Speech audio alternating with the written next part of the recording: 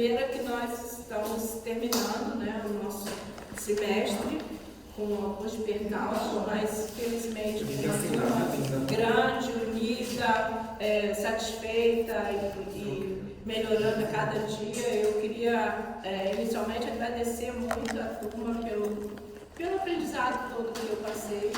Claro que não foi sem dificuldades, mas foi um grande aprendizado com vocês. Então isso é importante, né? A segunda coisa é que eu tentei veementemente, fiquei muito feliz com os mapas desde o primeiro dia e tentei muito terminar a leitura e a marcação dos mapas para entregar tudo hoje. Mas eu consegui chegar até o número 20. Olha que eu trabalhei a semana inteira, né? Mas não consegui porque eu tinha que ler os textos. Mas eu acho que é importante que vocês tenham vocês chamam de devolutiva, né? Eu chamo de retorno. Tem um retorno desse material, porque alguns de vocês usaram textos para dissertação. E eu acho que é importante que vocês acertem a mão nessa ferramenta. Claro, quem não quiser usar não tem importância. Então eu gostaria de fazer o seguinte: eu vou levar para casa, que eu estou indo hoje, meu filho vem me buscar, daqui a pouco ele está aí. Eu vou levar para casa e vou ler e vou corrigir. E aí eu pensei em chamar numa live as pessoas para conversar, porque não dá para você entregar o material rabiscado, como eu rabisco mesmo, né, sem dizer por que está errado, como é que pode melhorar. Né? Então eu pensei de fazer isso, mas eu queria saber de vocês, todo mundo vai entrar em férias, é óbvio. Se isso vale a pena, aí eu marco uma conversa e a gente vai mostrando quais são os resultados daquele trabalho. Né? Alguns eu já corrigi e já poderia fazer até essa semana mesmo, mas eu vou esperar até a próxima semana, porque aí eu já vou marcar para todo mundo. Então, quem quiser, depois sinaliza para mim que eu posso fazer isso. Ou então eu mesmo entro em contato com vocês, a maioria eu já tem no meu WhatsApp. Então, isso é uma coisa que eu queria combinar com vocês. A outra coisa é que, na realidade, a autoavaliação é a nota maior do curso. Então, se houver algum aluno, e os alunos estão sendo, eu sei que os alunos são assim, os alunos se dão nota baixa. E a média é 7, não dá para dar nota baixa. Então, a média é 7. No final é 7. A média é 7, a mínima para você passar é 7. Então, se vocês cometeram esse deslize de se dar nota abaixo de 7, eu vou ser obrigada a pedir para vocês para refazerem a nota. Porque a nota que vale mesmo é a nota da autoavaliação. As outras são...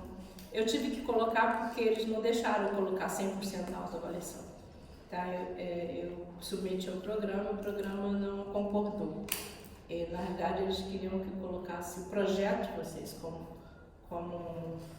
foi um ponto de discordância nosso, né? Eles queriam colocar o projeto como a nota principal, eu discordei.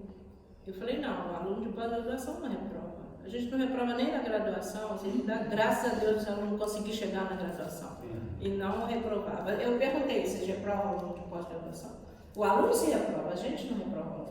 Então, essa questão da nota ainda é um nó na pós-graduação. Eu não acredito em nota. Eu acredito no resultado, no que vocês fazem, como que vocês aprendem aqui, o que a gente aprende junto, né? A produção de vocês, como é que vocês se desempenham no trabalho, e o que melhorou depois do mestrado. Isso que importa. Né?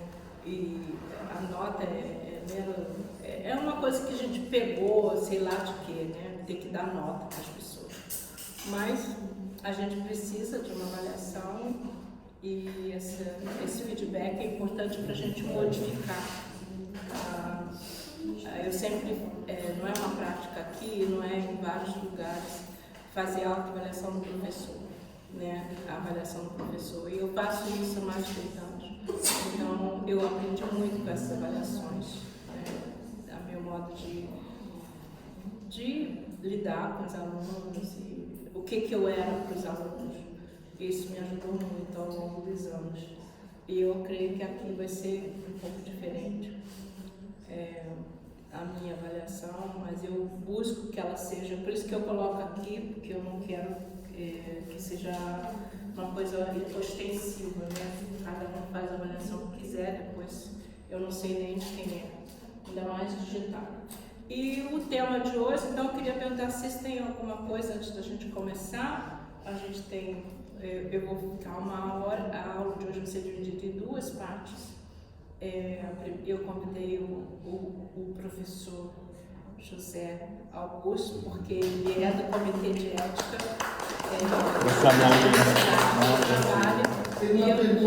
e eu tive uma certa dificuldade quando eu fui buscar o acesso à Plataforma Brasil, porque eu não conhecia, uma plataforma nova.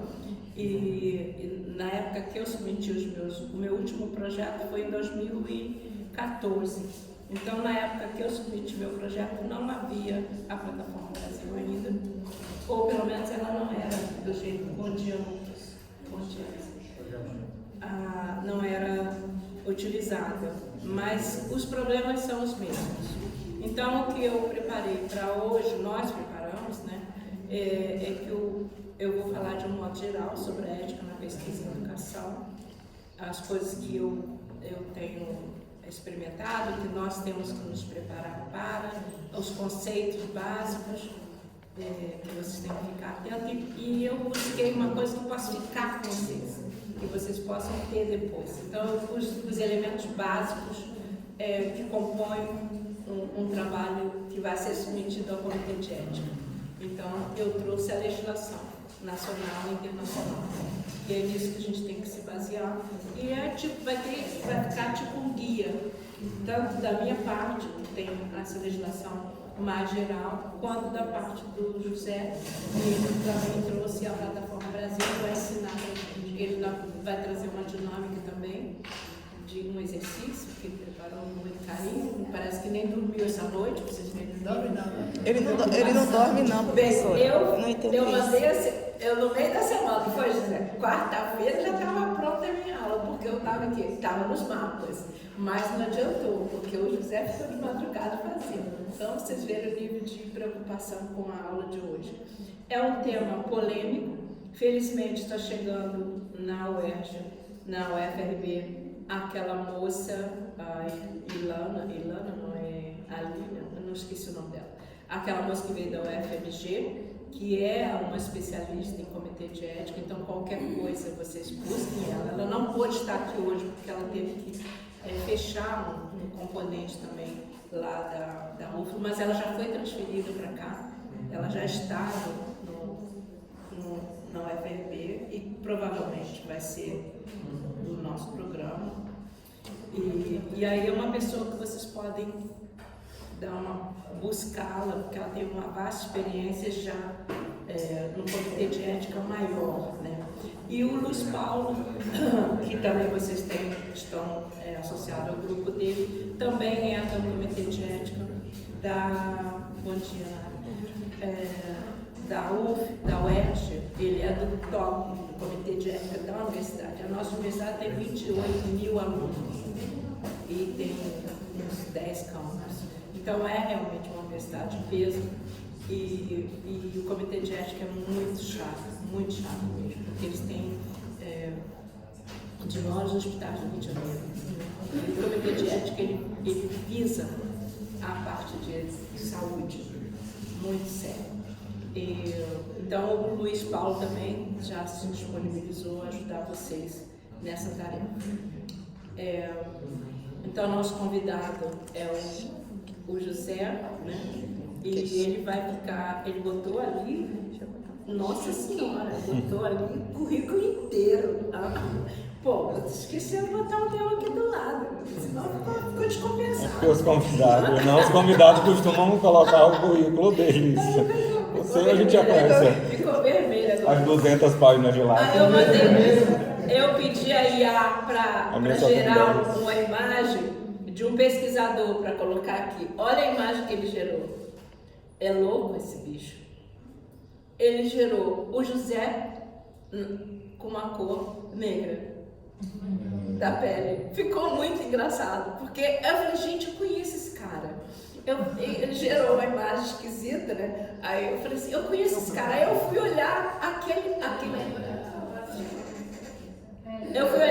imagem do José lá na frente, é o mesmo, só que de outra cor de pele.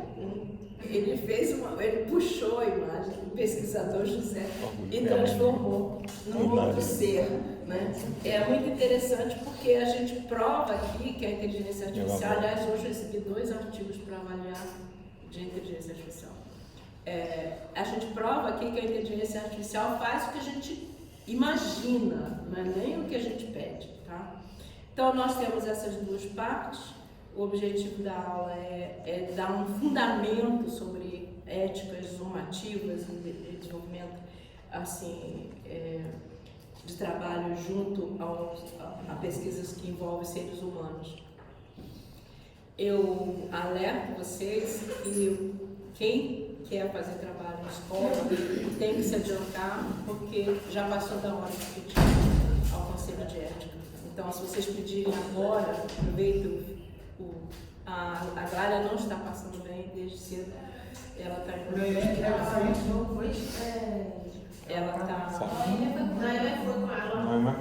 Ela já está vomitando. Está indo para o hospital, mas ela parece que está esperando alguém para não ter uma preocupação mais aqui hoje. Enfim, a pesquisa envolvendo seres humanos, ela é sugada, vamos dizer assim, da área de experimentos. Vocês viram o professor Naldino apresentando a questão da pesquisa translacional e parece que tudo da área dura, né? Da área de biologia, da área de ciências exatas, parece que carrega, né? Nós somos herdeiros dessa tradição. E isso implica numa série de desconfortos para nós, porque nós não temos essa habilidade de lidar com essas coisas assim, né? Então é importante que a gente sempre se colocar nessa posição. Estão experimentando com a gente também, né? Talvez porque as ciências humanas não têm essa tradição de fazer pesquisa, é muito mais de dar aula, né? E nós estamos entrando nisso fortemente. Então, o que a gente vai falar é sobre os princípios e as práticas e o sistema do Conselho de Ética e do Conselho Nacional, né? O Conselho, de modo geral, a responsabilidade do pesquisador, porque nós somos responsáveis por tudo que acontece na pesquisa e isso tem uma implicação séria, né? Por exemplo, na pesquisa que a Sandra faz das mulheres presas, qualquer vacilo uma mulher apanha a mais que sem necessidade, uma mulher se suicida dentro do presídio, tá? As crianças são tiradas das mães dentro do presídio e vai pro sistema de adoção. E o sistema de adoção no Brasil, estou falando de consciência tranquila, o sistema de adoção no Brasil não verifica se as pessoas são estrangeiras, não tem o hábito de verificar, depois acompanhar o que foi feito da criança, e muitas dessas crianças estão indo literalmente para a doação de órgãos, tá? As pessoas adotam uma criança para salvar a sua criança. Então, tem uma criança com problema, vamos dizer, nasceu cega. Aí adota uma criança para tirar um olho da criança. Então, isso eu vi, testemunhei e entreguei para o Comitê de Ética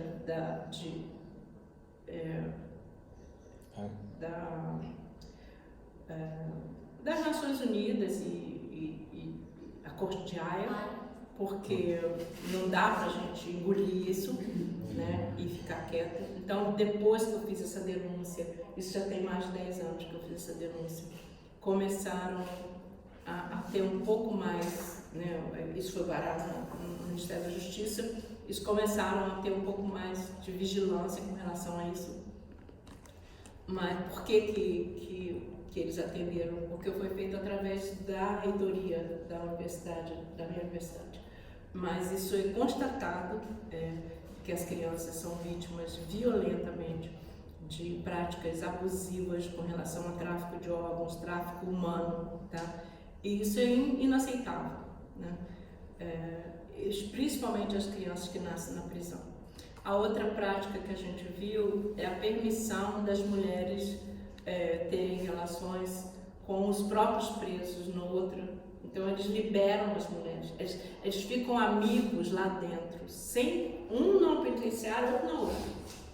Nunca se conheceram, nunca se viram e de repente eles estão indo dormir um com o outro e de repente as mulheres ficam grávidas, porque não existe um sistema de prevenção e como a maternidade é muito mais maleável em termos das punições, elas ficam grávidas só para poder ficar com mais regalia.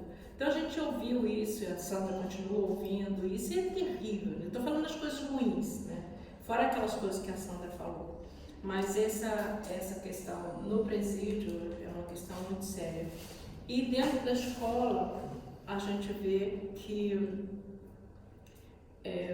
muitas pessoas acham que estão na escola, pode fazer pesquisa na escola sem nenhuma consequência, tá? E muitas vezes isso entra em choque entre os conteúdos da pesquisa e a sua prática em sala de aula, e as pessoas são colocadas, são literalmente mandadas embora, tá? Na minha pesquisa aconteceu 2 vezes as pessoas serem, porque se juntaram a nós como colaboradoras, serem demitidas, tá? Então é um risco que eu não gostaria que vocês corressem. Então pensem bem quando forem fazer pesquisa da própria prática, porque isso a professora Bortoni não falou, né? Qual é o risco que você corre em fazer pesquisa sobre a sua própria prática?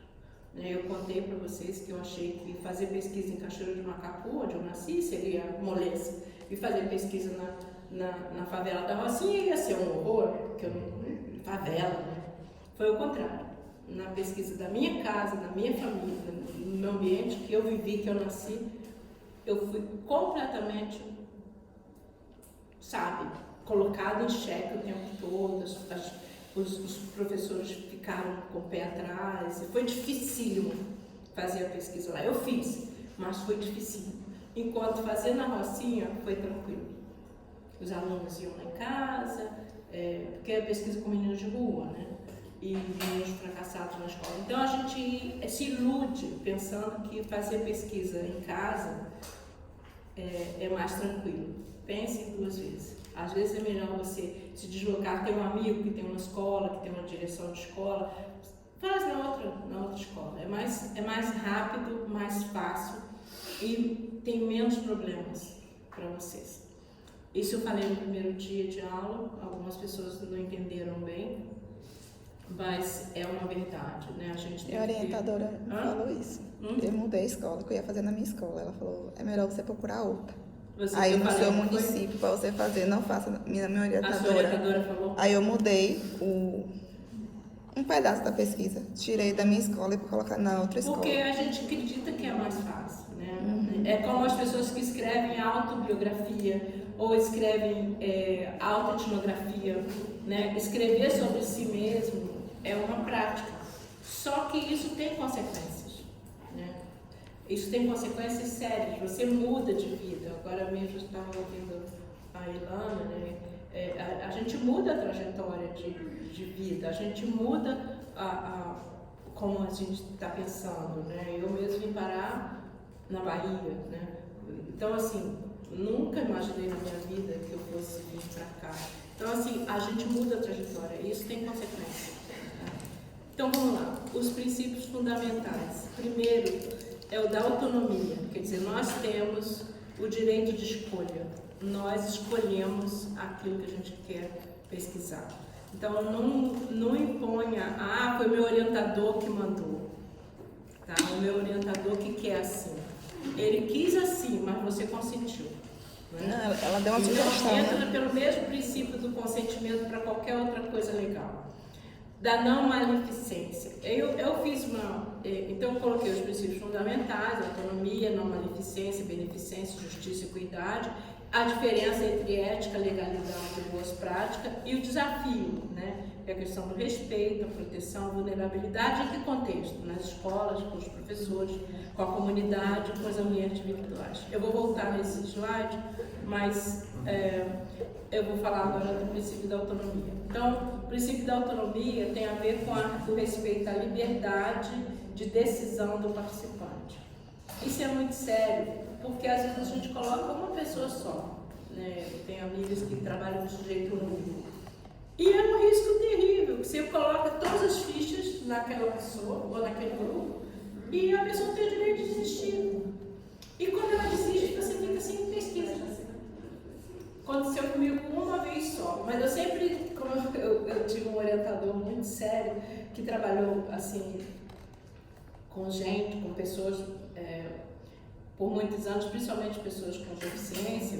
Então ele me alertou muito, Carmen, não fica só com um. Se você colocou 7, você vai terminar com 2.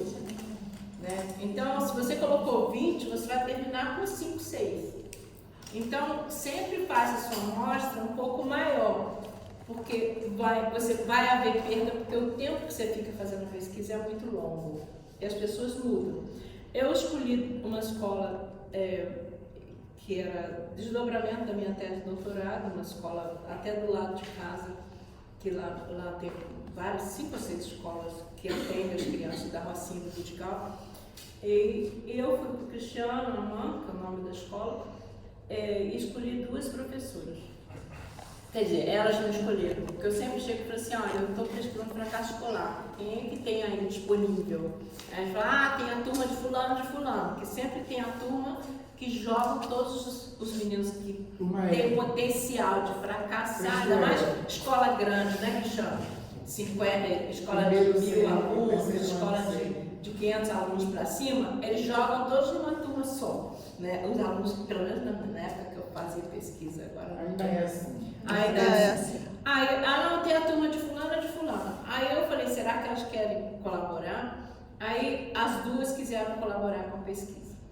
E quando eu digo colaborar, é participar mesmo, a gente entrar na sala delas, filmar tudo durante meses e elas serem parte das reuniões, receberem os filmes, analisar o filme.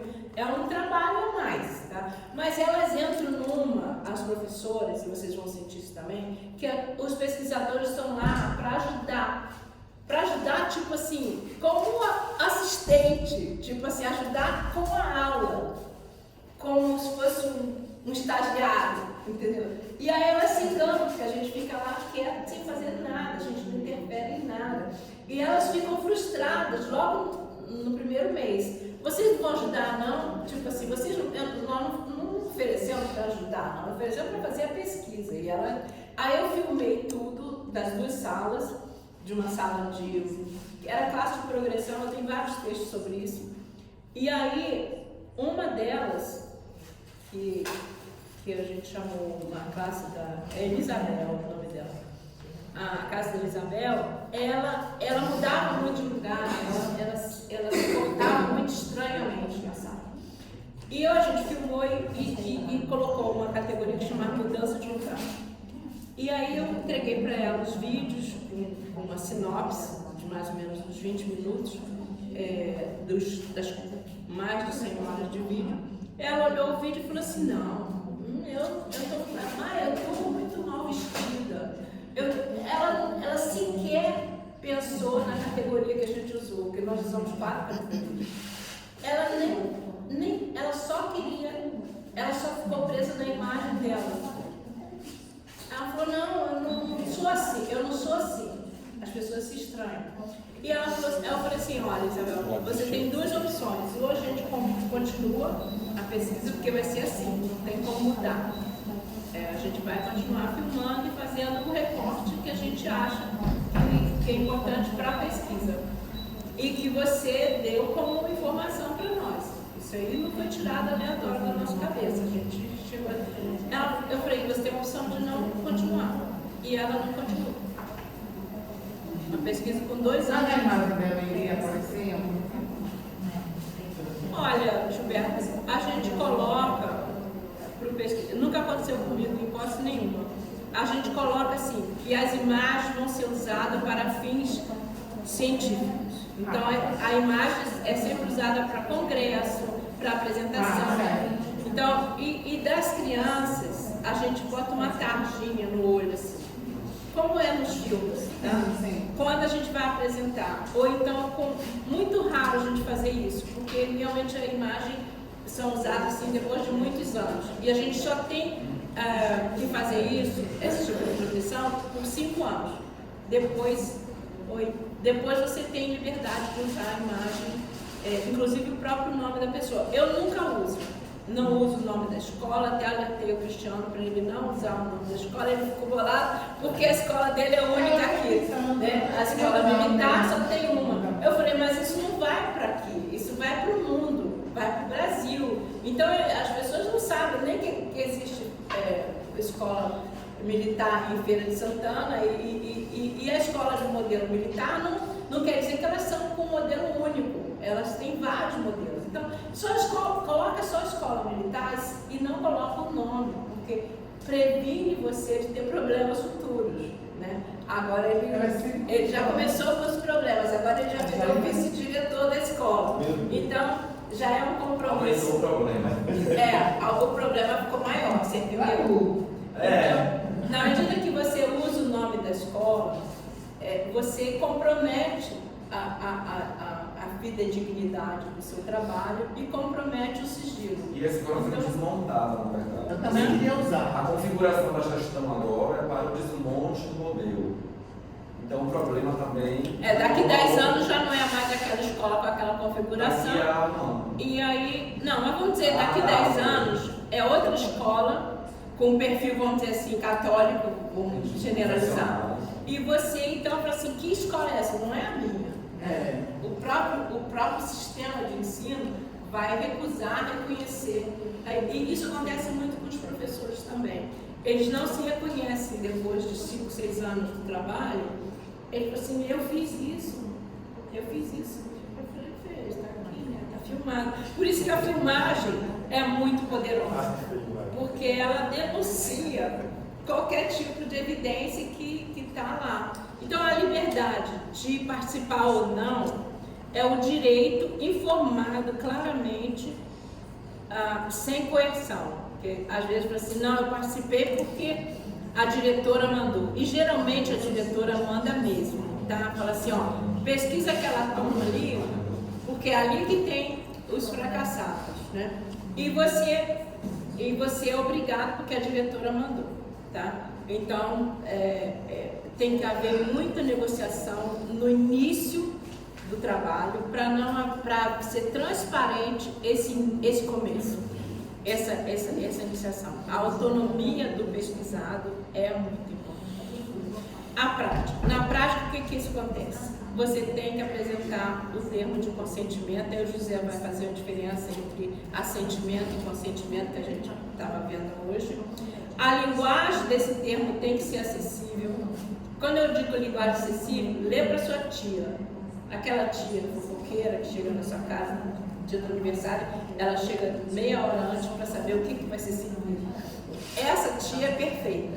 Aí você vai lá e lê para ela. Se ela conseguir entender, é porque está claro. Lê para sua mãe. Fala, mãe, vem cá, eu tenho que passar isso aqui para uma pessoa lá na escola. Vê se é isso. Se eu não entendo nada, não importa. Eu não entendo nada, não importa. Lê, vê se você entendeu. Né? Se essa pessoa entendeu, e eu generalizo isso para os textos da gente também. Porque texto científico que você não consegue ler, eu não acho que seja científico o suficiente. Né? Que as coisas científicas, elas são claras, são objetivas, são lógicas. E se dá assim com aquelas palavras que você não consegue nem ler, né? Fala, Judite. Eu participei de uma velha de uma de uma coisa lá. Também. E aí a mulher veio fazer as perguntas, ele assim, aí a mulher parecia assim, sabe que era assim, um robô programado para fazer só aquela pergunta? Eu acabei de ver essa imagem ontem. Ela, tal coisa, assim, uma cara assim que parece que a mulher nunca tinha namorado. Né? Não, nunca tinha namorado na vida, nunca assim. Ô menino!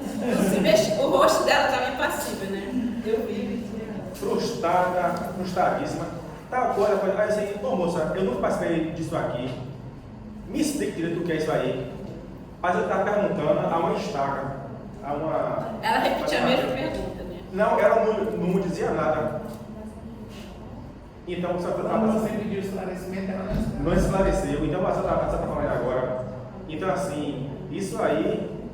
Então, assim, se a gente, enquanto pesquisador, é isso? Está começando agora a pesquisa, só dizer agora, somos mais candidatos.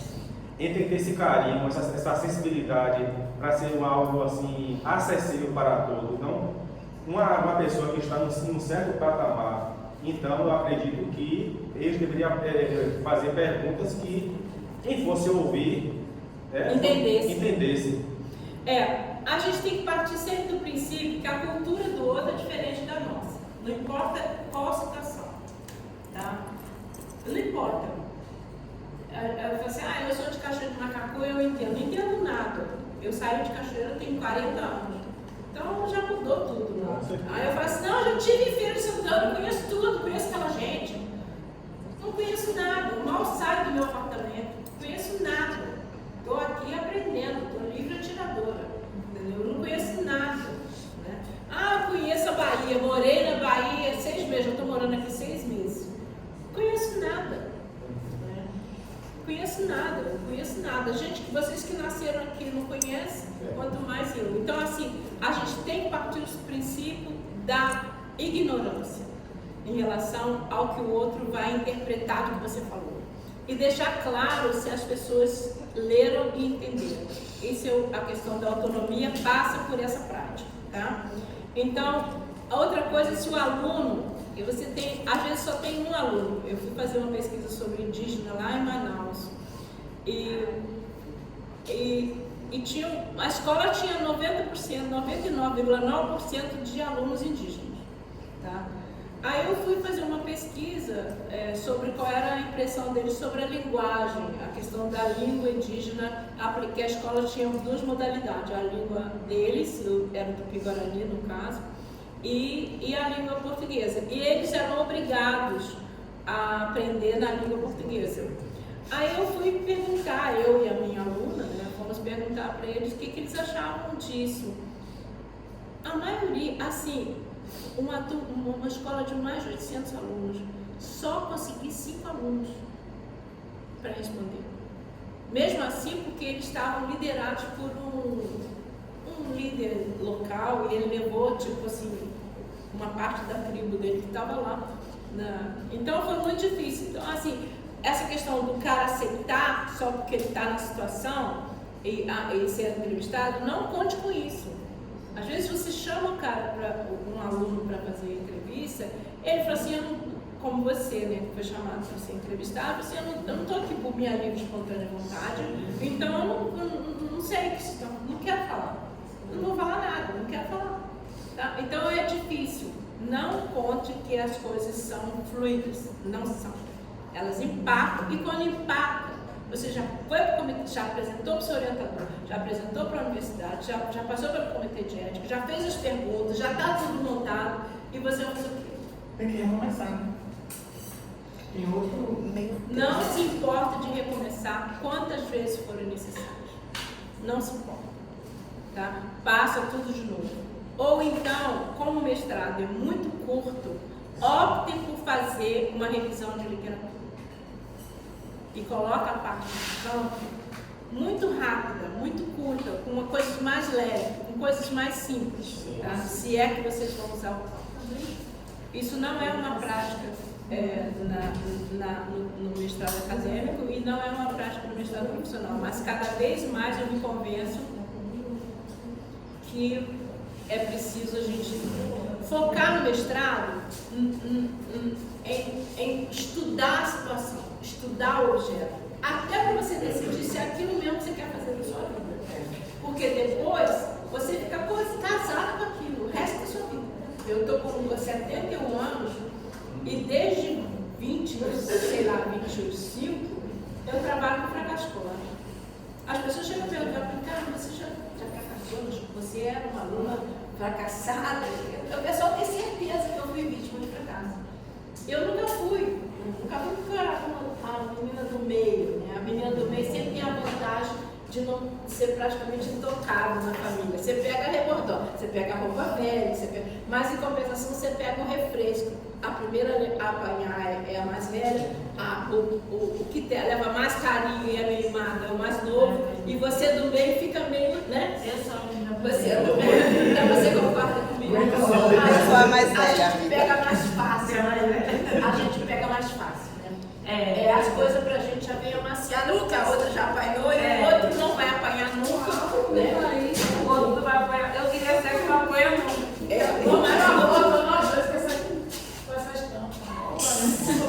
Professor, quando você fala assim, ó, pedindo para fazer uma revisão de literatura, entendi as suas colocações, para mim, assim, o que eu vejo nessa parte, nessa experiência que eu vivi na graduação e na especialização, a questão do contato, não sei se é porque eu tive facilidade. Deixa eu fazer isso no doutorado. Mas foi gostoso. É claro que é. A gente adora fazer isso, mas o trabalhão que dá, você transcrever aquela realidade, você fazer o catálogo daquilo tudo, você fazer a análise. Se você for criterioso, é dificílimo fazer isso. Tá? Então, é legal fazer, eu concordo com você, eu não vivo a minha pesquisa. Por que eu faço etnografia? Porque para mim, o lugar da pesquisa na educação é na sala de aula.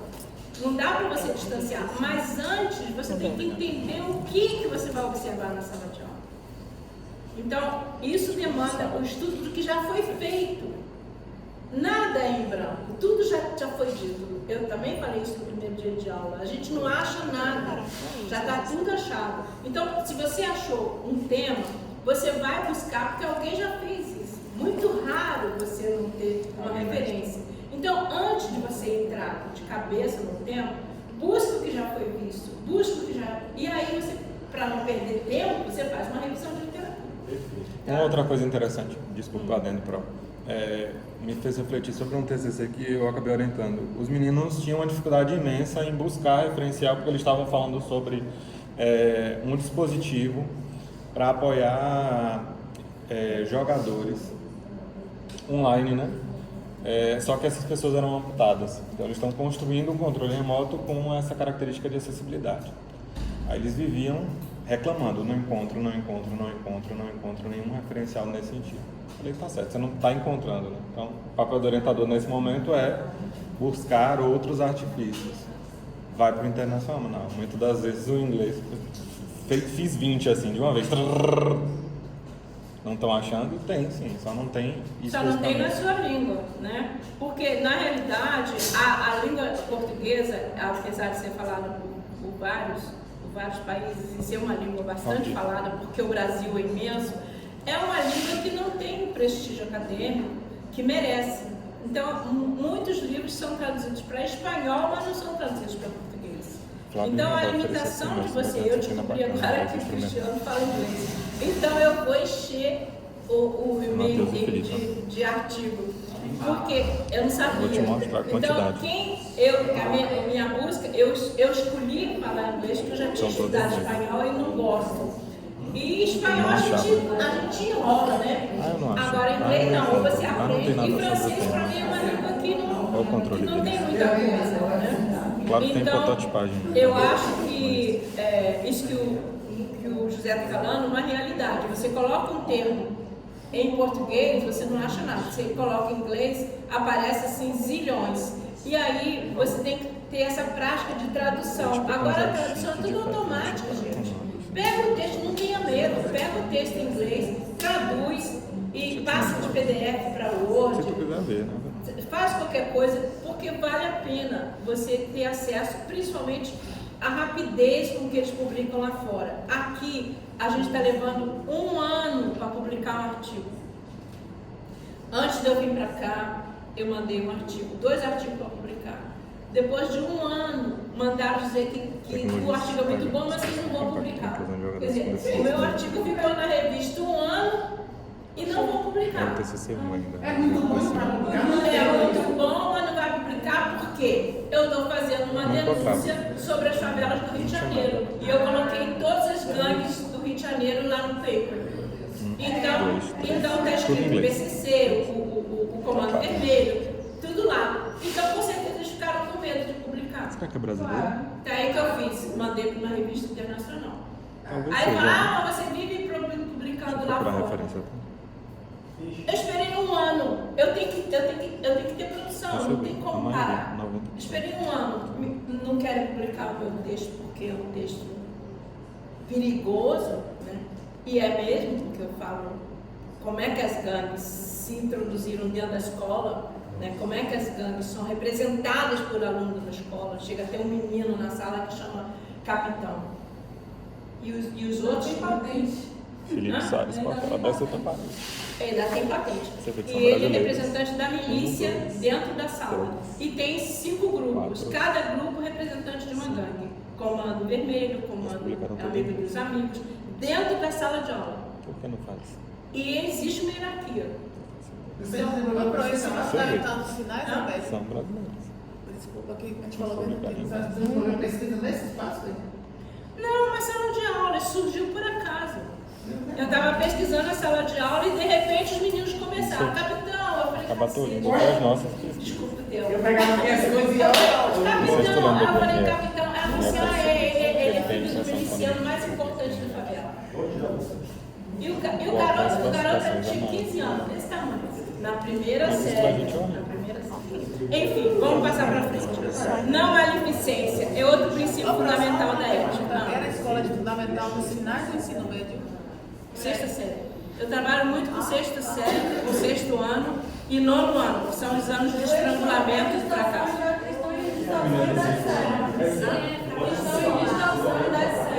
Alice Estão em licitação das séries. São crianças que eram não, era uma classe de progressão. Nessa época eu estava juntando. Eu só trabalho com fracasso escolar, então eu sou aquele muito repetente. Eu trabalho com a gente repete 5 anos. A progressão seria a regularização do fluxo. 2 anos no mínimo para entrar no meu grupo de interesse. E agora é a regularização. Então, se não tiver na turma, pelo menos a maioria que repetiu pelo menos 2 anos, eu nem entro na sala. Né? Então, esse menino já tinha repetido umas 5 vezes. Fora as vezes que ele desistiu. Né? Mas ele é obrigado a ir para a escola, pela lei. Vamos lá. Então, o princípio da não maledicência tem a ver com o dano que você pode causar ao participante. Tá?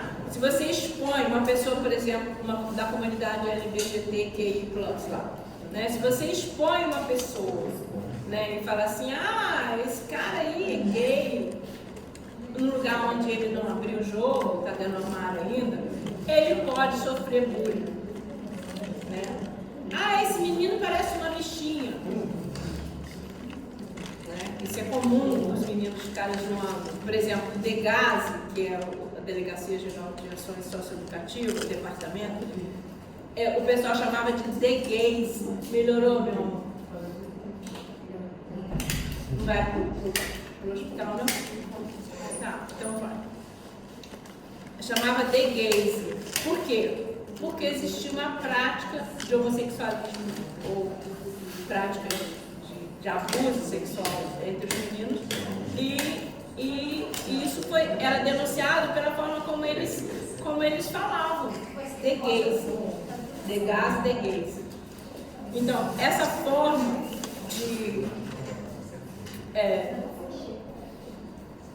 de provocar um certo mal-estar entre as pessoas que você investiga tem a ver com o tipo de pesquisa que você faz. Às vezes você fala assim, não, eu só estou pesquisando, no caso da Lúcia, por exemplo, pesquisando sobre a televisão.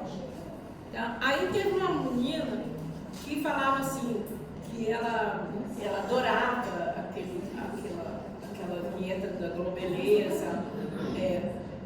Quando nós saímos, e ela realmente ficava na época tinha uma moça negra que era empregada doméstica. E ela que estava sempre vestida de uniforme de doméstica, ela adorava aquele uniforme. A menina comprou uma roupa de doméstica, porque ela tinha fascinação pelo aquele personagem. Quando nós saímos da escola, a menina ficou apelidada de Globeleza. Pronto. Quer dizer, o pessoal não perdoa, os alunos não perdoam. Tá? E a gente tem que prevenir isso. A gente não pode deixar isso para frente. Então, evitar falar as coisas, repetir o que os alunos falam, é muito importante isso. Porque causa bullying e isso pode queimar o seu trabalho. Tá? Então, a questão da maledicência tem a ver com a prática mesmo. Com a prática de fazer os participantes passarem por circunstância constrangedora. Tá? E a prática da beneficência é o contrário, né? Você sempre tentar melhorar no coletivo, expor as vantagens de ter uma pesquisa, a sua pesquisa está lá, assim, trazer pessoas da sua relação que queiram falar na escola, né? No caso, vocês têm o Juriti, que é indígena, aí leva para a escola, olha aqui, nós trouxemos um representante da comunidade indígena, para vocês entenderem melhor quando você for estudar esse tópico na história ou na geografia. Aí tem uma pessoa idosa, aí você leva, olha, essa pessoa é representante das pessoas... Eu não posso ser representante desse grupo, porque eu sou totalmente fora da curva. Mas eu sei fazer tricô, sei fazer crochê, sei fazer isso tudo, viu, gente? Eu sei fazer, e tô chegando pra lá. Daqui a pouco eu tô lá no tricô. Eu faço tricô na máquina, faço tricô na mão. Um dia eu vou chegar lá, mas por enquanto eu ainda estou na sala de aula. Então a ideia da beneficência tem a ver com você antecipar riscos. Você fala assim, gente, o que pode acontecer? Eu faço isso, assim, antes de entrar, eu falo assim, gente, o que aconteceu com vocês aqui da última vez que o professor esteve aqui fazendo pesquisa? O que aconteceu? Eu sempre vejo que o que aconteceu atrás vai acontecer de novo. Já teve alguém fazendo pesquisa aqui? Como é que foi? Como que vocês se viraram? O que aconteceu? E aí você não pergunta para a direção, você pergunta para o menino no pátio. Porque a direção vai falar, foi tudo ótimo, maravilhoso. Aqui a pessoa chegou, entrou, saiu sem problema algum. Aí você vai lá no pátio, na hora do recreio, senta com o menino e fala assim, e aí, como é que foi? Teve um grupo aí da UERJ aqui?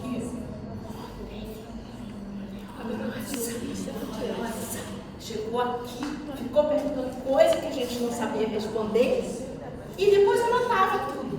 Anotava tudo como se a gente tivesse falado, a gente não falou nada daquilo.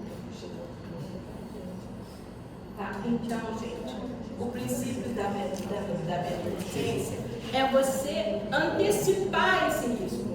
E antecipar, tipo assim, verificar com aqueles que você vai investigar, não com a hierarquia acima. Que o orientador pedagógico, eu não sei, eles acham que é importante ter alguém fazendo pesquisa, né, lá na escola. E é importante, Cris, é importante ter alguém fazendo pesquisa, e eu acho que é um trabalho, né? Que o pessoal da pesquisa... Quando tem alguém que fazer pesquisa... Eu gosto disso que fica de olho, né? O diretor, o orientador, geralmente aprecia a entrada dos pesquisadores. Eu já recebo ligação, tanto no escola como no estado. Uma coisa você ontem mesmo eu passei um link de uma pesquisadora da UFES de matemática. Pediu, entrou, nem conheço, mas você pode colocar no grupo, professor. Eu entrei no link primeiro, obviamente, para ver se realmente você será uma pesquisa acadêmica. E passei de boa. Então, você antecipar não é falar com a autoridade, é falar com quem de interesse do grupo, tá? E mostrar claramente os ganhos pessoais, né? E às vezes as pessoas se envolvem no meu grupo, por exemplo, teve Agora eu não, desculpa, professora, porque eu fico chateado às vezes. No ano passado mesmo eu recebi uma pesquisadora, até um professor daqui, só que não é do nosso não é do PGSI, tu quer que tenha um outro mestrado em produção intelectual, propriedade intelectual. O conhecido meu tal, ela fez, né, foi na escola, montou uma plataforma, blá. Isso domina o mundo. Não volta para lá. Não volta, até para dar uma informação, olha, vocês vão utilizar assim, eu já terminei o processo. Darem o retorno. O produto é esse, está disponível aqui para vocês, podem entrar, fazer uma formação, sabe, com os professores. Aí depois que montou tudo, que teve toda a participação da galera. Eu tenho uma grande amiga hoje, que é a Miselda, que ela emprestou a escola dela durante 10 anos para a gente fazer pesquisa. Então ela praticamente se formou várias vezes em doutorado, assistindo as minhas aulas, fazendo parte do grupo, fazendo parte da equipe de pesquisa, indo no meu laboratório para a gente fazer as análises de trabalho, entrando como parte da equipe nas produções. Então, esse tipo de ganho a gente não prevê, mas acontece. Então, você pode antecipar, olha, se você se associar a nós, você pode ganhar, porque você pode assistir as nossas aulas lá na UERJ, você pode, no meu caso, né? E ela se tornou uma grande companheira, uma grande amizade que eu tenho até hoje. Ela agora está na Paraíba, mas já se aposentou. Mas foi assim um espetáculo a presença da Riselda na pesquisa. E isso não estava previsto, mas ela não conseguiu fazer nenhum mestrado, ela não passava na prova. Mas ela fez muitos mestrados na minha equipe, porque durante 10 anos ela assistiu todas as aulas, fez pesquisa, várias pesquisas de vários alunos na escola dela. Então, assim, esse princípio da beneficência, ele implica nessa associação que você faz, né? nessa prática de devolução também na escola, de você ir lá e se envolver com a comunidade e as pessoas te reconhecerem na rua e levar os alunos para a universidade. Os alunos de ensino médio ficam fascinados quando vêm para a escola, para a universidade, porque eles não imaginam, eles têm uma ideia de universidade totalmente diferente. Aí quando eles chegam, ficam deslumbrados. Esse do grupo da Riselda, tinham 11 meninos que faziam parte da equipe. Eu levei eles para a universidade, desses 9 fizeram faculdade. Nunca antes na escola tinha alguém feito graduação. Uma modificação de vida. Né? Então, assim, o impacto é muito grande. Esse é a prática da beneficência. E o outro princípio é da justiça. Né? A distribuição equitativa dos benefícios do ônus da pesquisa, isso que o Cristiano está falando. Você precisa ter essa prática de devolução, de acessibilidade, de colocar à disposição das pessoas aquilo que você coletou desde o início. Tá? E isso porque, às vezes, você vai escrever uma coisa que não fica muito bem, e as pessoas têm acesso. Mas eu entreguei para você. Você não viu isso, você concordou. Né? Então, assim, e alertar, gente, olha, está escrito isso. Você concorda com isso? Tá? Então, alertar para os pontos que você acha negativo. E falar, não, isso aqui eu acho que eu não vou colocar, não. O que você acha? Não, isso aqui eu acho que não tem problema, não. Aí você coloca. Tá? Então, no caso, por exemplo, do capitão, do menino lá, eu fui checar com a direção. Falei, como é que é esse negócio? Todo mundo chama de capitão. Eu falei, a gente também chama. Pronto. A senhora falando aí, me lembrei. Toda entrevista que se faz numa pesquisa, você precisa transcrever e entregar para o entrevistado para ele aprovar? Não. Porque existe isso na entrevista, né? Mas se você achar que é uma entrevista que tem alguma coisa comprometedora, você deve fazer isso. Mas geralmente não. A pessoa sabe que está gravado, que está falando, tem até orgulho de ter colaborado com a pesquisa, mas geralmente a gente não faz isso não. Você faz no cômputo geral, tirar aqueles acertos, aquelas a pessoa tem consciência do que falou. Porque tem entrevista que requer você transcrever. Eu não tenho esse costume não. E olha que eu faço pesquisa bem sensível, mas não tenho esse costume não. Mas eu não vejo também entre meus colegas essa prática não. Eu assisti um evento aqui de matemática inclusiva da UFRB A pesquisa que a professora fez, ela falou disso, de transcrever e entregar para os entrevistados para eles. Mas é uma prática que agora fica mais fácil, né? Você pode transcrever Para até na aprovação. hora. Mas eu não tenho costume de fazer isso, não. E não tem na literatura nenhum tipo de... Obrigatoriedade. Você também nunca viu, não. Eu acho que foi entrevista. Eu nunca vi, não. O princípio da justiça, então, é você distribuir esses benefícios, né? Como eu estou falando, a gente incluiu os meninos, temos bolsas para eles, né? Os meninos estavam ajudando a gente a fazer a pesquisa, mas eles receberam bolsa, os meninos do ensino médio. E aí, se a bolsa for uma bolsa pequena, vai, meu amor. A gente se vê em setembro, tá? Tchau, Aglaia. Tchau.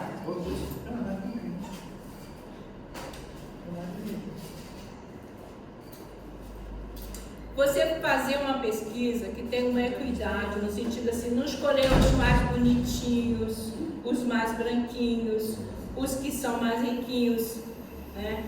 Você fazer uma seleção que seja representativa do todo, né? Que inclua todo mundo. Isso é difícil, porque geralmente aquelas pessoas mais, que a gente chama de outspoken, né? Aquelas pessoas que falam mais, elas querem estar participando. Então, são sempre os mesmos. Você, que eu chamo de tubarão da fala, né? Aquele cara que está sempre o Gilberto, né?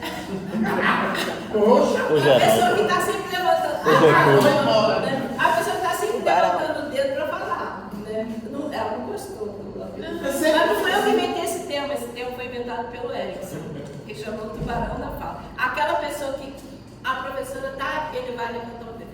Esse daí é sempre escolhido, porque ele mesmo se escolhe. Aí você pega lá a diretora que está sendo quietinha, fala assim, diretora, não quer participar da pesquisa. Mas esse é bom, esse não, é bom também, porque ele tem muita informação. Não, é maravilhoso. Só que é bom ter alguém pra gente conversar. Mas acaba ficando sempre os mesmos na fita e os outros ficam. Então, distribuir essa fala por mais pessoas representativas, né? Que quer dizer que seja uma pessoa, muito mais gente, não. Tá? Vocês viram a questão da amostra, é complicado em pesquisa etnográfica, e mais ainda, porque é muito material para você transcrever, para você analisar. O princípio da equidade tem a ver com isso também, né? Diferenças entre os indivíduos, entre os contextos. Então, geralmente, a gente compara uma escola X com a escola Y, né? Então, tenta fazer uma escola diferenciada, porque comparar o mesmo do mesmo, você vai levar ao mesmo. Agora, você comparar coisas diferentes, escolas diferentes, lugares diferentes, mas se você pegar uma escola da zona urbana, você pega uma outra da zona rural.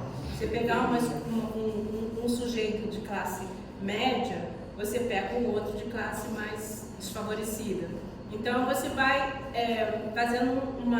tentando equalizar a situação na hora de você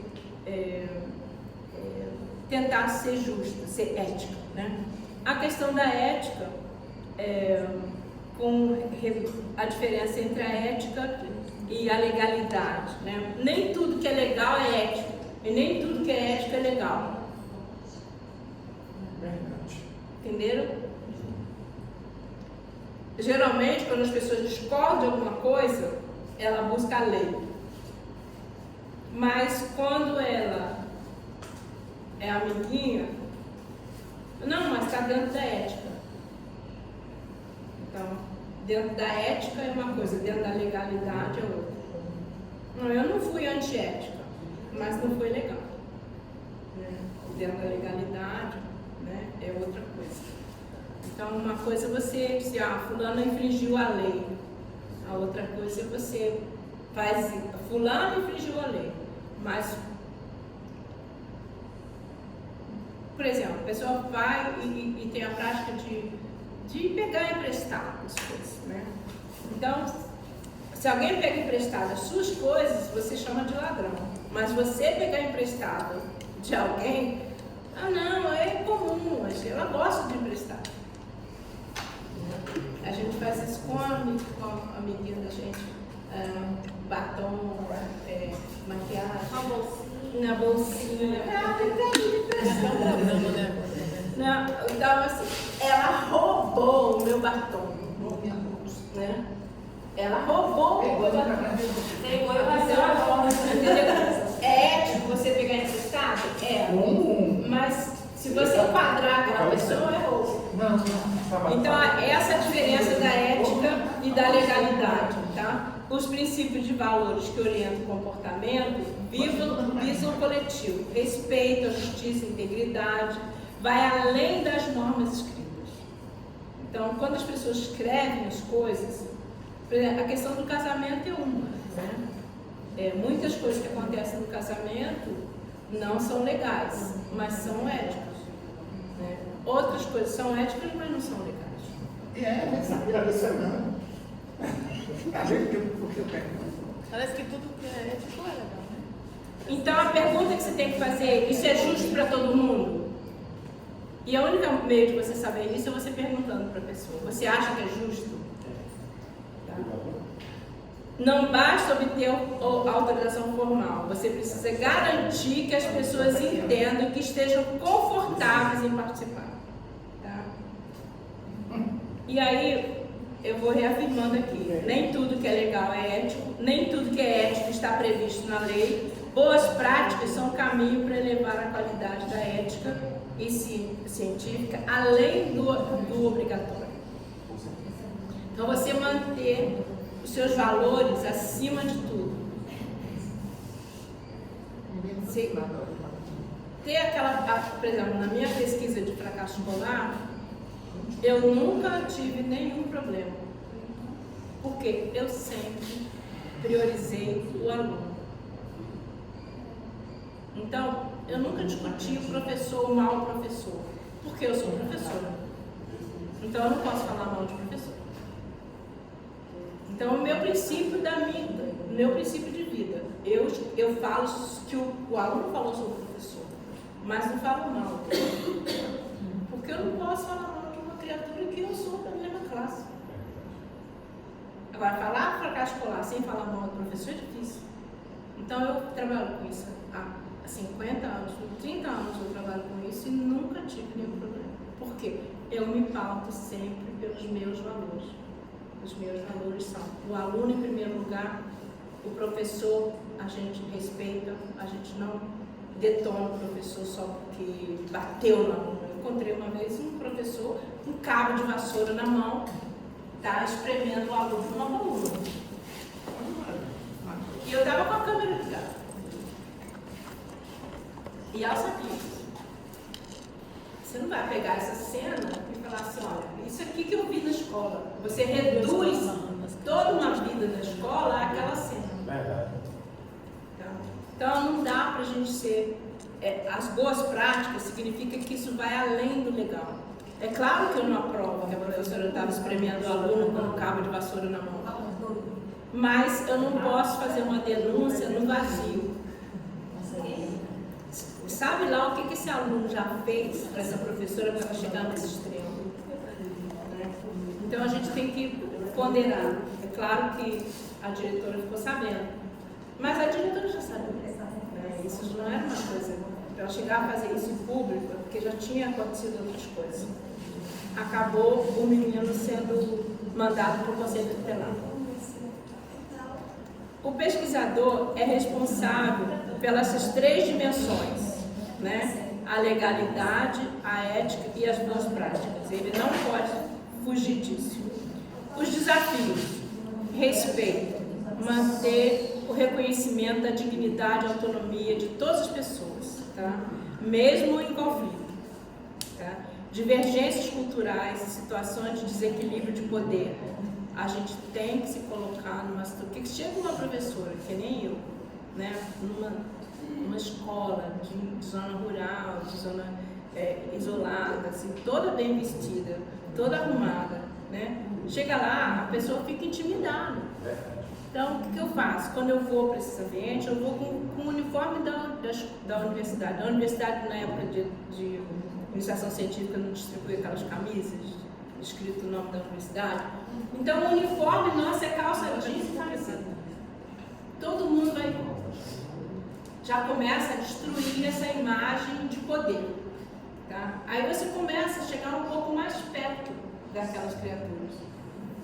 E isso é um praxe. Nunca na minha vida eu fui para uma escola vestida de professor. Eu sempre vou vestida de pesquisador. Vestida de pesquisador a gente pega. Eu chegava lá na época do IC, né? Na apresentação do IC, pegava as camisetas todas e guardava lá em casa. Porque tinham muitos alunos, 30 e tantos alunos, não 30 e tantas camisetas. Aí eu ia lá, pegava o pessoal, e a minha equipe ia toda arrumada para a apresentação do PIBID, né? Aquela apresentação que faz iniciação científica. Ninguém ia com a camiseta da UERJ, mas a camiseta da UERJ servia de uniforme para a gente em sala de aula. Então vocês vão ver todas as nossas pesquisas, todo mundo vestido igual. Eu de uniforme da UERJ, os alunos de uniforme da UERJ. Por quê? Respeito à dignidade do cara que está lá. Se ele tem que vestir o uniforme, por que a gente também não? Né? A outra coisa, garantia de que aquilo não vai acontecer danos físicos. Não, diferente daqui, quando tem uma chuvinha, a pessoa já fala que está chovendo. No Rio de Janeiro não é chuva, é tempestade. Enche. As ruas ficam até aqui de água. Então, se você vê que tem um risco físico, você ir para a escola naquele dia e você vai colocar a sua equipe em risco, você não vai, você cancela. Mesmo que você tenha contratado a televisão para filmar, que você tenha gasto um dinheirão para ter aquele equipamento, você não vai colocar em risco nem a equipe e muito menos os alunos. Isso no Rio de Janeiro é muito comum, a questão da localização. A favela, quando chove, cai tudo, desmorona. Aqui deve acontecer a mesma coisa, né? Que aqui tem muita favela também. Desmorona, as casas caem. E você vai em cima, na casa que está lá em cima. Então você tem que prever isso. Está chovendo muito? Não vai. Não vai, porque você pode presenciar um deslizamento. Né? Se a escola está num momento, por exemplo, tem na Maré, por exemplo, a gente tem 3 escolas lá na Maré que a gente pesquisa. A Maré é uma favela perto do aeroporto, quando você chega no Galeão. Tem 2 favelas enormes, a favela do Alemão e a Maré. Ali tem até barricada, assim, aquelas que chamam de caveirão, que é um truck enorme, preto. Eles bloqueiam a entrada das favelas. E você não consegue passar. Fica aquela muralha de cimento e o caveirão lá na frente. Se você vê que está tendo um conflito armado dentro da favela, você não vai fazer pesquisa naquele dia. E aí, dos 365 dias no ano, tem 20 que não tem conflito. Então você perde um tempo enorme não indo porque os conflitos são sequentes. A escola fecha quando tem guerra de quadrilha e você tem que respeitar. Às vezes eles querem usar você. A Paula, por exemplo, foi vítima do traficante usar o carro dela para entrar na escola. Ele entrou dentro da mala do carro. E ela não tinha a menor ideia. Então, assim, você às vezes serve de mula para um traficante e cria uma situação insustentável. Porque até você provar que você não é parte daquilo, né? Então, a questão da proteção e a outra coisa é segurar a confidencialidade, né? Você não abrir o que um falou para o outro. Você fala, não, mas eu ouvi de fulano que aconteceu isso na sala. Então você está espalhando notícia, é tipo fake news. Você está propagando coisas que não é verdade, né? Ou às vezes é verdade, mas não é para ser dito, né? Então proteção significa você assegurar que o ambiente é seguro, você não abrir as coisas que você ouviu para o outro, né? Você antecipar os riscos de processo, por exemplo, né? Você pegar o material e disponibilizar para as pessoas, né? E a vulnerabilidade significa conhecer que alguns riscos sofre injustiça. E esses riscos são... Você não tem como controlar. Você não tem como controlar, por exemplo, que os presidiários ou as presidiárias apanhem. Você não tem como controlar. Mas quando você vai lá, por exemplo, nós ficamos 2 anos numa instituição do Degase, daí do governador. Durante os 2 anos que a gente ficou lá, não teve rebelião. Então, pra gente é um ganho assim absurdo, porque nós saímos de 3 rebeliões. Rebelião de botar fogo em tudo. Então, a pesquisa era respeitada e nós conseguimos modificar o ambiente a partir da nossa presença. E isso foi reconhecido até pelo ministro da Justiça. Não, durante o tempo que a UERJ esteve aí virou uma instituição, né? A Carmen Lúcia sumiu. Aí, quando a UERJ estava no Degase, não teve nessa instituição, que é uma instituição lá em cima, que chama Mansão, não teve rebelião. Então, essa vulnerabilidade do sujeito fica menor com a sua presença. Isso é muito positivo. Ao mesmo tempo, você pode excitar uma briga, porque um foi chamado e o outro não foi. Isso acontece na escola muito, né? Ah, você está no grupo da pesquisa, mas eu não estou. Aí os alunos que ganham bolsa, outros não ganham, né? Isso aí, como é que você vai escolher quem é que vai ganhar a bolsa? Então a gente faz isso sempre de modo democrático. Olha, vai ter uma distribuição de bolsa para ensino médio. Quem quer concorrer? Aí você abre para todo mundo. Às vezes vem aquele cara que você não queria, mas paciência, né? Você não pode fazer, escolher os participantes. Você tem 10 bolsas para 50 alunos. Você fala assim, vamos fazer um sorteio. Eu geralmente faço sorteio. Porque quando você faz tipo um edital, onde todo mundo se candidata e depois escolhe, acaba escolhendo aqueles que a gente quer. Então eu faço sorteio, porque mais aleatório que sorteio não tem. Então, vamos botar, que nem eu fiz do livro aqui que ganhou a menina. Eu pego assim os números da chamada e falo assim, ó, eu tenho 10 bolsas para 6 meses, a bolsa é R$700. Tem 2 opções. Nós somos 30 alunos, a gente pode, 10 pessoas pegam a bolsa e dividem, né? Você tem a responsabilidade eu acho isso uma prática péssima, porque as pessoas têm que ficar cobrando o outro e o outro não quer dar a parte que o dinheiro é meu nome, né? Então, isso é uma prática que não dá certo. Então, evitem. Dividir a bolsa? A tal da rachadinha. Não, A tal da rachadinha. Uma pessoa recebe a bolsa e divide por 3. É uma prática complicada, mas muito usada. Tá?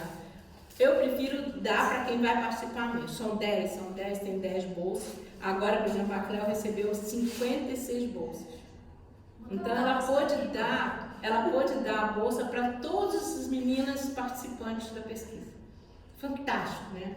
Então, e por um ano, dado pelo CNPq.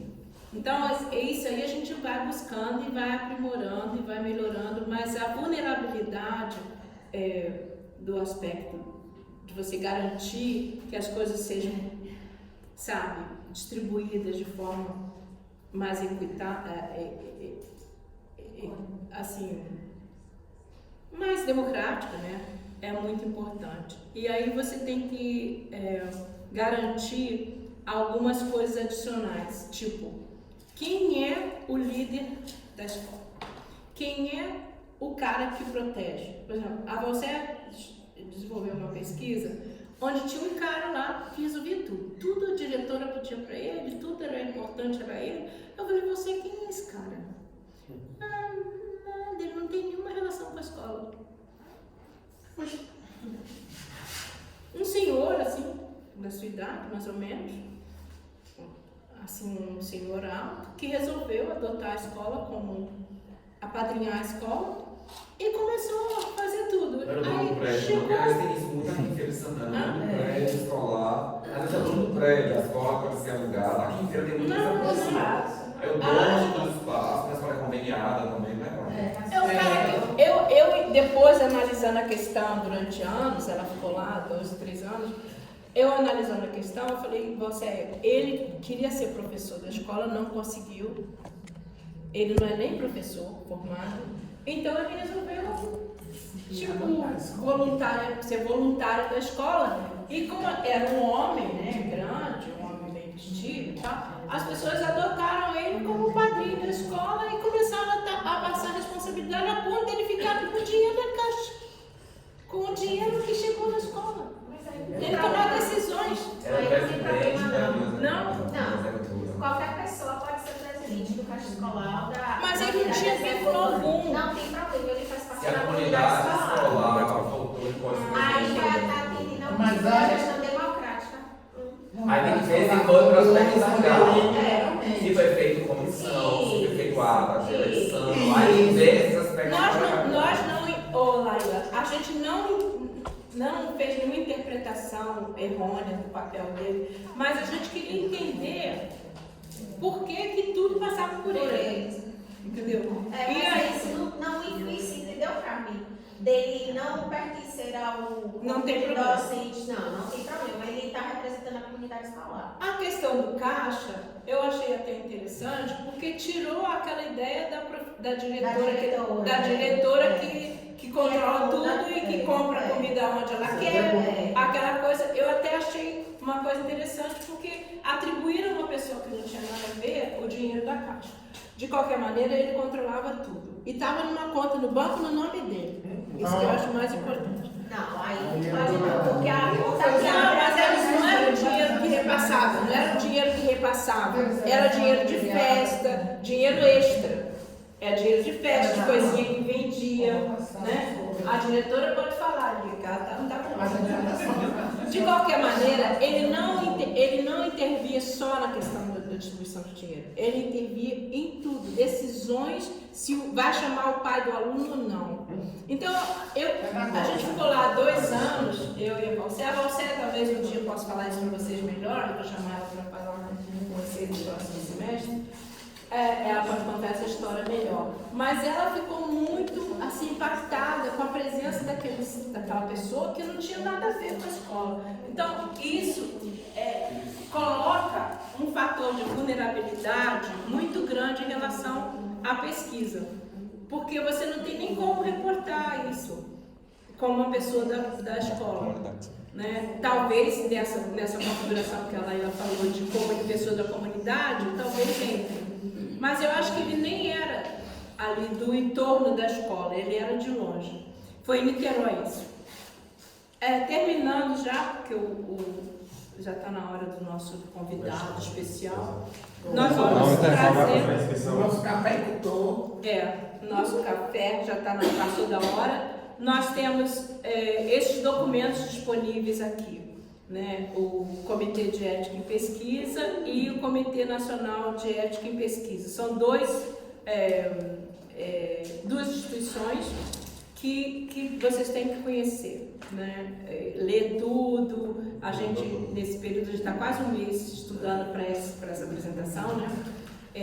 Lemos tudo que tem publicado, tem um monte de cartilha para o pesquisado, cartilha para o pesquisador, uma série de documentos. Nós não achamos na UFRB um termo de consentimento livre esclarecido modelo, mas a gente pegou modelos de várias outras instituições. Tá? É importante que vocês sigam o modelo e permaneçam com ele. Tá?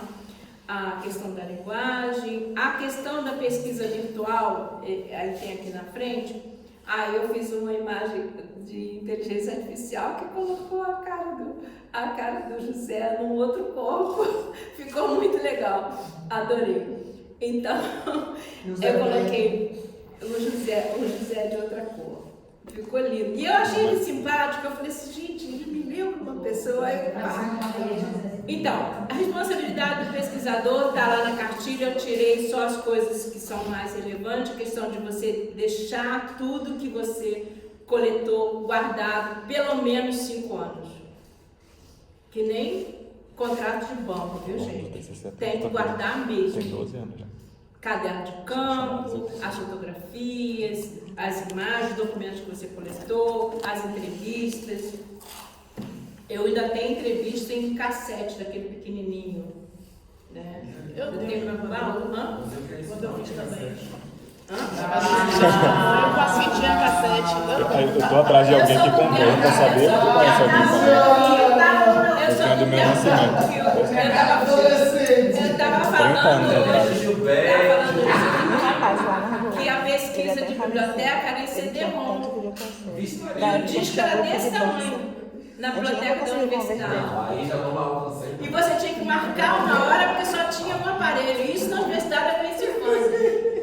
Tá? A gente não ia mais no arquivo de ficha. Já era uma coisa evoluída. Era um banco de dados em CD-ROM desse tamanho. Tá? Imagina agora que é tudo online. Então, guardar isso durante 5 anos. A questão dos direitos autorais. Os direitos autorais é muito importante vocês colocarem a data, a hora e o nome da pessoa que cedeu a informação, porque sempre você vai ter que recorrer à lei de direitos autorais para saber se aquela pessoa deve ou não ser incluída como coautora do texto que você está publicando. Tá? Muito importante isso, por isso que eu coloquei aqui. Eu pensei, negócio de direitos autorais é só para autores. Não, é também para quem você citou na pesquisa. Tá? Autoria de imagem. Qualquer imagem que se coloca, seja de quem for, você tem que ter autorização da imagem. Tá? Autorização de quem aparece lá. Por isso que agora é legal esse recurso de você tirar as pessoas. Você tem uma imagem de vídeo, você tira fulano, porque aquelas pessoas você não conseguiu. Imagina no meu tempo. Tinha que pegar o consentimento de todo mundo. E eu pegava, fazia Essa imagem cabe as taxas? Essa imagem cabe as taxas? Então, se eu estou fazendo a minha pesquisa, por exemplo, nessa sala, e o José não me deu autorização, eu posso fazer, aí eu só excluo ele da imagem? Claro. Depende, tem implicações éticas aí, né? Existe. E se botar a tarja preta, eu não cabe botar, precisa ainda de autorização? Não está tendo nenhuma menção. Existem artifícios tecnológicos, como a professora Carmen falou, Mas a pesquisa vai acontecer. Parece esse caso em especial de uma pessoa que assinou o PCLE e depois quis ser retirada da pesquisa. Não vai ter nenhuma, não vai existir nenhuma menção dentro daquele cenário. Então, essas duas vantagens. Por que eu pego pelo excesso? Por que eu fico 2 anos, 3 anos? Por que eu tenho várias imagens? Porque eu elimino isso. Pouquíssimos textos meus aparecem imagem. E eu vivo de imagem. Eu tenho tudo gravado. Gravado com 3 câmeras diferentes dentro da sala de aula.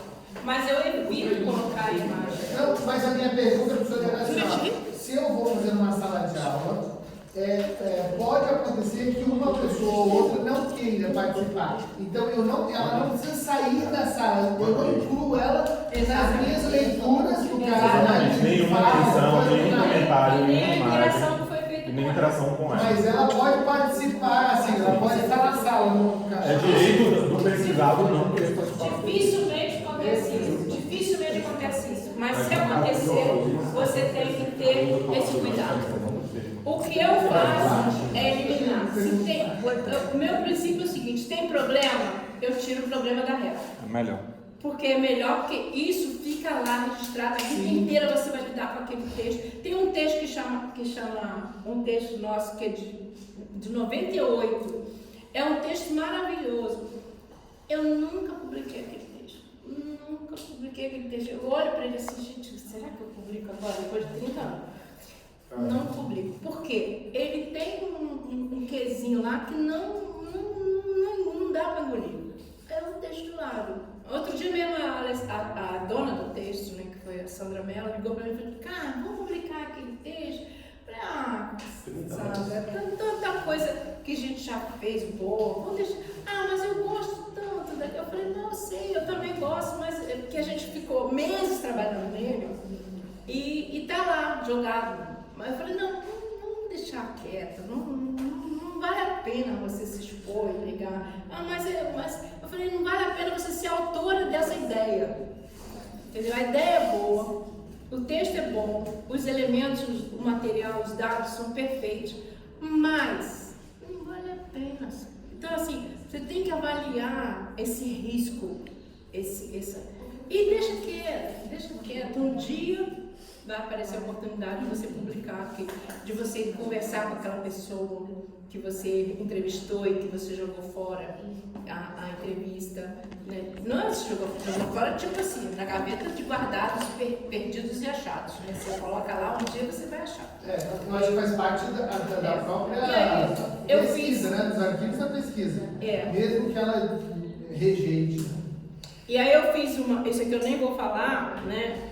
No contexto internacional nós temos 3 marcadores: o relatório de Belmont, a declaração de Helsinki e o Código de Nuremberg. São 3 marcos, né? O primeiro, o Código de Nuremberg, já foi usado, foi o primeiro que falou sobre a pesquisa com seres humanos, tá? Depois a declaração de Helsinki, que é tão importante que ela já foi revisitada e continua sendo revisada até hoje, 2013 aqui, e o mais recente, que é o relatório de Belmont.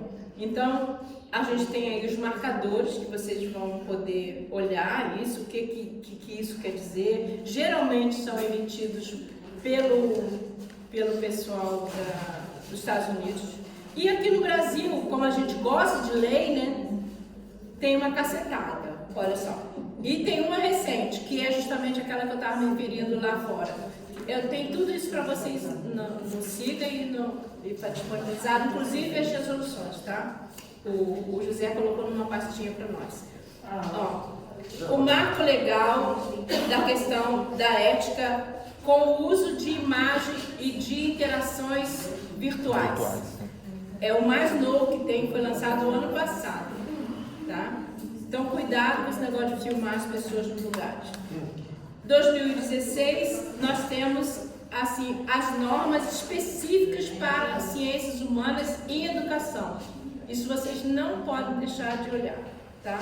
E a resolução do Conselho Nacional de Ciência, que é mais sobre bioética, essa coisa toda. E a resolução do CONEP e do CEP, que é uma resolução que abrange todo mundo. O ECA, que é um marcador referência, que eu peguei ele lá no seu lançamento, né?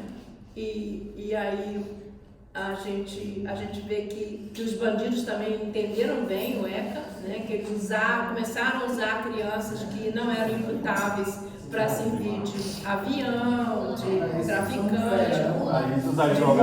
Baixou o tráfico baixou para a criançada. Então, hoje em dia, que já tem quase 30 anos, 40 anos, né? Sei lá, do ECA, a gente vê que isso diminuiu a idade dos meninos que participam das gangues, mas diminuiu também, aumentou a mortalidade deles. A letalidade do envolvimento dos meninos nas gangues é muito interessante. Senhora, posso abrir a porta e deixar sua caneta? É um problema? Pra mim não, eu tô suando aqui. Só porque agora começou a ficar mais abafado. Bem, então é isso. E não tô querendo não, Nico. A aplicação da pesquisa educacional tem a resolução 510 de 2016 que deu atenção específica para a pesquisa educacional, tá? Então, gente, apesar da gente ter estudo, a pós-graduação ainda é muito frágil com relação aos comitês de ética e é muito frágil quanto a encontrar essas metas legais. Ainda nós somos, principalmente a educação, é vítima desses comitês e da vulnerabilidade com que a gente trabalha em sala de aula ou com o ambiente escolar ou com as comunidades do entorno da escola. Então, eu acho que todo mundo que puder se meter no Conselho de Ética, se meta para entender como é que... Eu sempre evitei, porque eu sou uma criadora de caso. Então, eu vou sempre brigar pelos alunos e pelas pesquisas, então eu não posso entrar nesses comitês porque eu brigo, tá? Então, vocês que são mais calmos, são mais tranquilos, né? Entrem no comitê, briguem pela parte nossa da educação nesses comitês, porque a gente está comprando tudo que vem da biomedicina, que vem da biologia, que vem da estatística, e a gente não quer isso, tá? Então, o tratado de Nuremberg, de Helsinki e Belmont, que são as diretrizes nacionais e internacionais, e as declarações que nós temos no Brasil. E aí, nós vamos passar por um debate que o José vai fazer, quais são os desafios que nós temos para enfrentar, como garantir o consentimento livre e esclarecido, o que é mais difícil, enfrentar a ética ou a metodologia? É a pergunta que eu deixo para vocês.